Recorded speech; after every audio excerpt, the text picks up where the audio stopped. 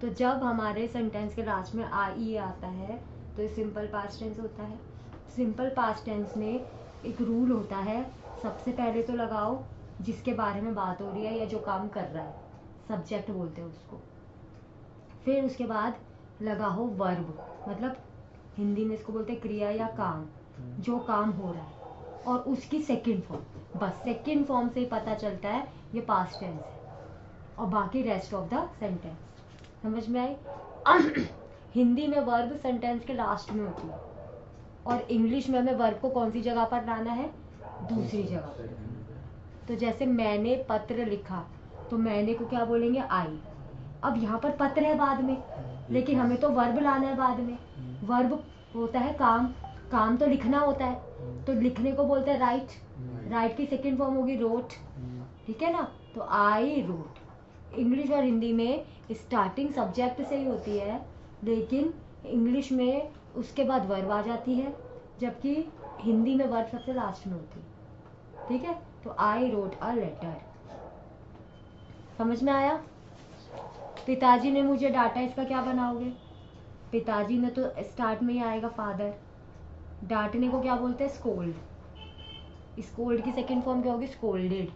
Father scolded मी। Third में मैंने राम को पैसे दिए, मैंने को क्या बोलेंगे? आई। अब पैसे देना, देने को बोलते हैं गिव। गिव की past tense give. I gave money to Ram. Mohan ने कपड़े धोए, मोहन कपड़े धोना, धोने को क्या बोलते हैं? Wash. Mohan washed the clothes. आया समझ में? तो सिंपल पास्ट टेंस क्लियर हुआ। तो जब नेगेटिव में हम क्या करेंगे? हम क्या लगाएंगे? डिड, और डिड के साथ डिड नॉट। डिड नॉट के साथ वर्ब की फर्स्ट फॉर्म। सेकंड फॉर्म लगाते गलत, क्योंकि डिड ऑलरेडी सेकंड फॉर्म है डू की। ठीक है? तो जब सेकंड फॉर्म लगनी थी तो लग गई, अब इसके साथ वर्ब की फर्स्ट फॉर्म लगेगी। तो इन सबके नेगेटिव जरा बताएंगे। तो पास्ट कॉन्टिन्यूस सेंटेंस की पहचान होती है, इसमें हिंदी में रहा था, रही थी, रहे थे आता है, और इंग्लिश में जब हम इसको ट्रांसलेट करते हैं तो इसमें वॉज वर लगता है सब्जेक्ट के बाद। वॉज वर सब्जेक्ट के हिसाब से लगेगा। अगर सब्जेक्ट सिंगुलर है, जैसे मोहन कपड़े धो रहा था, तो मोहन सिंगुलर है, तो मोहन के बाद लगेगा वॉज, वॉशिंग द क्लोथ्स। और अगर सब्जेक्ट प्लूरल हो, जैसे बच्चे फुटबॉल खेल रहे थे, तो बच्चे प्लूरल है, चाइल्ड सिंगुलर होता है, चिल्ड्रन प्लूरल, तो चिल्ड्रन में एस मत लगा देना, चिल्ड्रन वर प्लेइंग फुटबॉल। ठीक है? इनके नेगेटिव्स में वॉज के बाद नॉट लग जाएगा, वर के बाद नॉट लग जाएगा। जैसे बच्चे फुटबॉल नहीं खेल रहे थे, children were not playing football.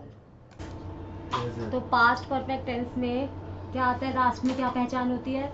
चुका था, लिया था, गया था, दिया था। ठीक है? Past perfect. ऐसे तो जब दो सेंटेंस साथ में बोले जाते हैं ना, तो जो सेंटेंस, जैसे मैंने दो सेंटेंस बोले, पिताजी ऑफिस जा चुके थे मेरे घर पहुंचने से पहले, तो दोनों ही काम पास्ट में हुए। लेकिन इसमें एक काम पहले ही हो चुका था, मैं घर पहले पहुंचा कि पिताजी ऑफिस जा चुके थे, पिताजी ऑफिस जा चुके थे। तो जब दो सेंटेंस साथ के साथ हो, तो उनमें जो सेंटेंस पहले हो गया है वो पास्ट परफेक्ट होता है। ठीक है? मेरे स्टेशन पहुंचने से पहले गाड़ी जा चुकी थी, डॉक्टर के पहुंचने से पहले पेशेंट मर चुका था। तो जब हमें दो सेंटेंसेस देखेंगे, तो जो काम पहले हो गया है उसको बोलते हैं पास्ट परफेक्ट। पास्ट परफेक्ट को दूसरे नाम से भी जाना जाता है डीप पास्ट, मतलब पास्ट में भी पास्ट। दो काम पहले हो चुके हैं, तो उनमें जो काम पहले हो गया है वो पास्ट परफेक्ट है। पास्ट परफेक्ट का रूल क्या होता है? इसमें हैड प्लस वर्ब की थर्ड फॉर्म लगती है, तो इसमें कोई सिंगुलर कोई प्लूरल कुछ नहीं देखना। Had plus V3। ठीक है? तो पिताजी ऑफिस जा चुके थे, father had gone to office. तो इसमें अगर हम देखें, मोहन 2 बजे से फुटबॉल खेल रहा था, तो इसमें कोई नई चीज से एंडिंग नहीं हुई है। रहा था वाला एंडिंग तो हम ऑलरेडी कर चुके हैं ना, कि रहा था आता है तो हम क्या करते हैं? Past continuous was verb plus V1 plus ING लगाते हैं, और इसमें भी वही आ रहा है, रहा था। तो दोनों ही कंटिन्यूअस है। इसीलिए इसमें कंटिन्यूस आ रहा लिखा हुआ।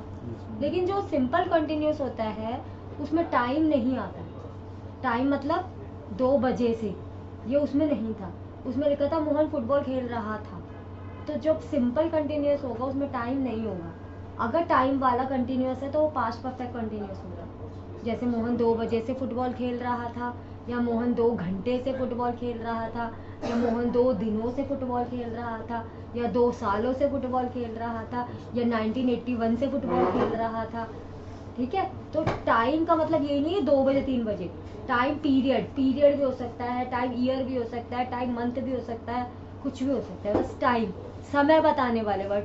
अगर समय बताने वाले वर्ड कंटिन्यूस टेंस में आ गए तो वो क्या बन जाएंगे? तो वो क्या बन जाता है? Past perfect continuous. अरे वो अभी तो पढ़ रहे हैं हम, ट्यूशन अभी बता रहे हैं, वो आगे सिलेबस में एक्सलेबल लगवाएंगे ना। हेलो, हाँ हाँ, और तुम्हारा 4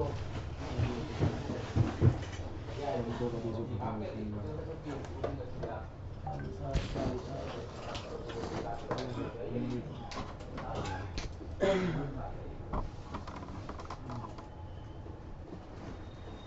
क्लियर? इसका रूल क्या रहेगा? इसमें हैड बीन लगता है, हैड के साथ थर्ड फॉर्म। बीन किसकी थर्ड फॉर्म होती है? बी की। ठीक है, हैड बीन। और कॉन्टिन्यूस के लिए V1 में ING, क्योंकि ING हमेशा वर्ब के फर्स्ट फॉर्म में लगता है।